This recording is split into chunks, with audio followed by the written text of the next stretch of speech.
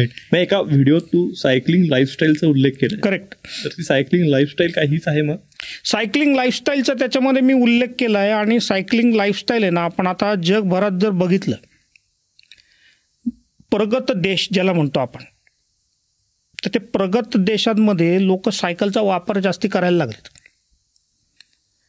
कारण वाहनांचा अतिरेक झालाय. अविचारी पद्धतीने आपण वाहनं वापरायला लागलोय. म्हणजे जे डिस्टन्स आपण चालत जायला शक्य आहे ते आपण ऑटोमॅटिक स्कूटी किंवा काय जे वाहनं अवेलेबल आहेत त्यांनी जातोय येतोय.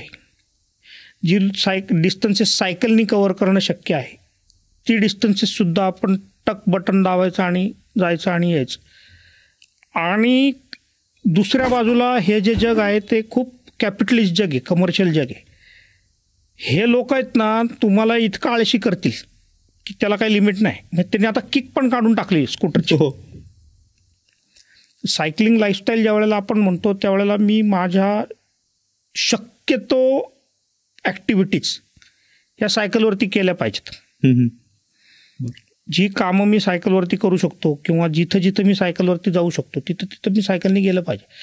सगळ्याच ठिकाणी मी सायकलने जाऊ शकेन असं शक्य नाही आहे, 100% शक्य नाही आहे. पण 80-20 इज इझिली अचिव्हेबल. 80% ॲक्टिव्हिटीज माझ्या ज्या आहेत त्या मी सायकलवरती करेन आणि 20% ॲक्टिव्हिटीज ज्या आहेत त्या मी माझ्या कार किंवा काय याच्याने करू शकेन. तर अशा स्वरूपाने हे केलेलं आहे. आणि सायकलिंग लाईफस्टाईलचा सगळ्यात मोठा भाग आहे टुरिंग. आपण प्रवास करतो, साईट सीइंग करतो. आता मी ज्या वेळेला पुण्याहून कन्याकुमारीला सायकलवरती गेलो कोस्टलनी, ती जी अनुभूती आहे ना ते कुठल्याच गाडीत बसून किंवा विमानाने किंवा ट्रेननी येणार नाही.